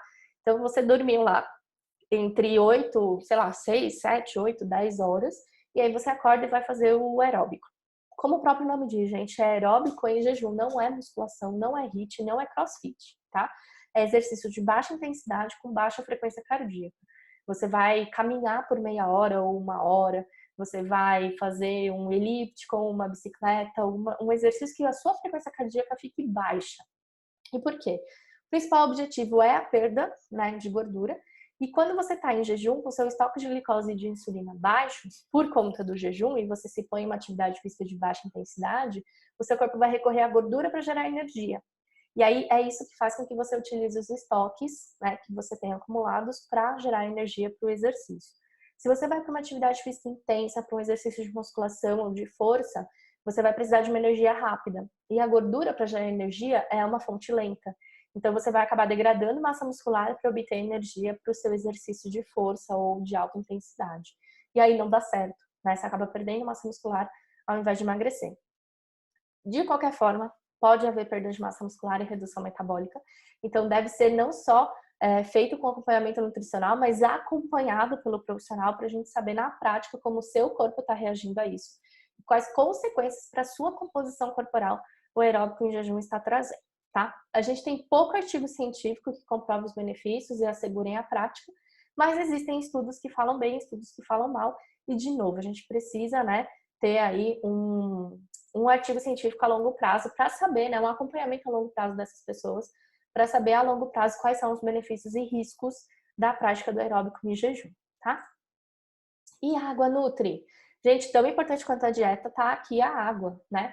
Qual é a quantidade de água que você precisa consumir por dia? 2 litros, 1 litro, 1 litro e meio, 3 litros? Vai depender do seu peso. E uma conta muito fácil para você descobrir essa quantidade ideal é você multiplicar o seu peso corporal por 0,033. Então, se você pesa 50, 50 vezes 0,033. Se você pesa 80, 80 vezes 0,033. A melhor forma de você analisar se a quantidade de água que você está consumindo está dentro do adequado ou não, está sendo suficiente para você ou não, é você analisar o seu nível de hidratação pela cor da sua urina. Lembra, gente, que mulher, principalmente mulher, não faz xixi em mictório, né? Faz xixi em vaso sanitário, e nesse vaso sanitário a gente tem ali uma água. Quando a gente faz xixi nessa água, o nosso xixi ele aparece diluído, né? Se quando você faz xixi, você olha a água do vaso e tá amarelo escuro, o seu xixi tá pelo menos 6 vezes mais escuro do que aquela água. Então, você precisa hidratar mais. Qual que é o ideal? Que você faça xixi no vaso e que isso não seja suficiente para colorir a água do vaso sanitário. Que você faça xixi e a água continue transparente, de preferência transparente ou um amarelo muito clarinho, tá? Não substitua a água por suco, chá e outro líquido. Tá tudo bem, né, consumir esses líquidos ao longo do dia, mas não contabilize eles para chegar na sua recomendação de água. Essa recomendação de água é de água. E isso pode variar também de acordo com a umidade relativa do ar onde você mora e da temperatura local de onde você mora. Ambientes mais quentes e mais secos fazem com que a gente precise de mais água do que os ambientes mais frios e úmidos, tá? Porque a gente cede, né, umidade para o ambiente o tempo todo. Carol, e ingestão alcoólica? Posso tomar? Não posso? Gente, eu não posso simplesmente chegar para vocês e proibir que vocês usem álcool, bebidas alcoólicas. Como eu falei no início da aula, né? Exceções vão acontecer, o importante é que a exceção não vire a regra. Então, eu sei que em algum momento vai existir a ingestão alcoólica, né? Por uma ou por outra razão, enfim. Isso não precisa ser a principal preocupação, mas o quanto vocês puderem evitar, evite, tá? Porque a bebida alcoólica é inflamatória, mesmo o vinho tinto, rico, né, em antioxidantes ali, resveratrol e tal, pode ser substituído por um suco de uva com o mesmo efeito, sem o dano do álcool. Então, quem puder evitar, quem não consome bebida alcoólica, gente, vocês não vão ser prejudicadas por não tomar uma taça de vinho uma vez por semana, tá?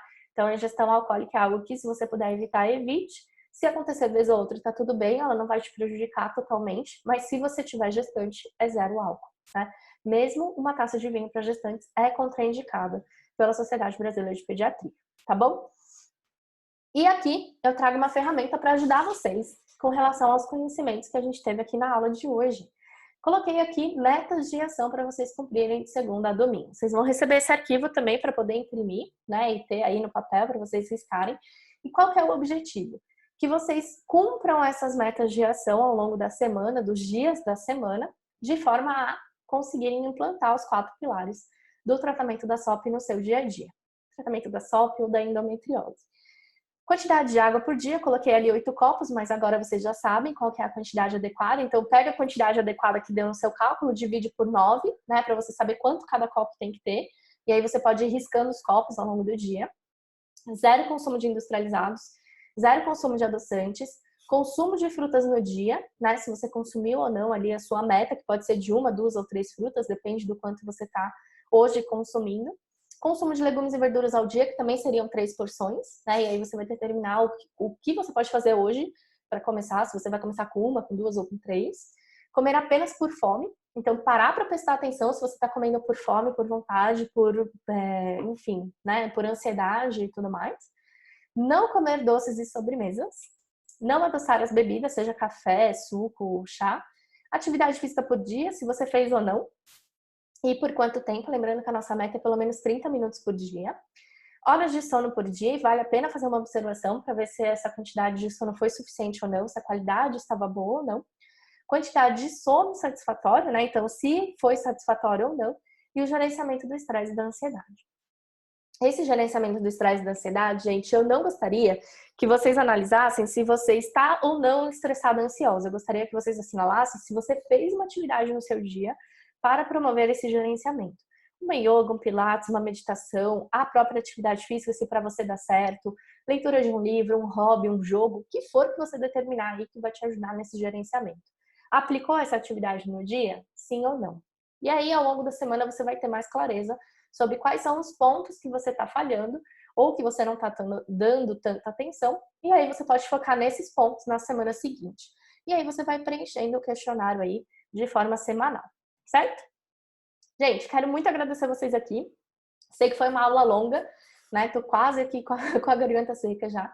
Mas eu tentei passar aqui o máximo de conhecimentos possíveis para que a partir de hoje vocês entendam, né, que a gente não precisa de uma dieta, a gente não é obrigado a seguir uma dieta, seja para tratar a SOP, seja para melhorar a fertilidade, seja para tratar a endometriose. A gente não precisa ficar presa a um papel, a gente pode ter autonomia alimentar, pode ter liberdade para escolher o que a gente vai comer, para que vocês tenham clareza sobre a dieta não precisar ser monótona, né? A gente tem uma série de opções de verduras, legumes, né, de alimentos que podem compor a nossa saúde, né, a nossa dieta de forma saudável, de forma a propiciar para a gente um tratamento. Quero trazer também clareza para vocês sobre a importância desses 4 pilares no seu tratamento e deixar muito claro que a gente não precisa, né, ser perfeito em tudo, mas que a gente deve se dedicar aos 4 pilares, se possível, da mesma forma. Porque se você tiver uma cadeira de 4 patas, de 4 pernas, e não sentar, aliás, em uma delas estar bamba, você com certeza não vai sentar.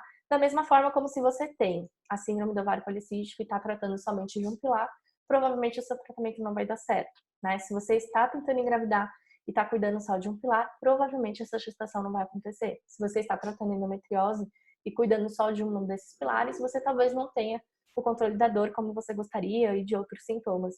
Então, a intenção dessa aula foi realmente trazer o máximo de conhecimento possível para vocês em relação a isso, e eu me coloco aqui à disposição. Se alguém tiver alguma dúvida sobre a aula, se tiver alguma dúvida no preenchimento das ferramentas que eu passei aqui durante né, o nosso tempo juntas, podem ficar à vontade para me perguntar e eu vou ter o maior prazer em ajudar cada uma de vocês. Combinado? Eu fico por aqui e a gente se vê na próxima.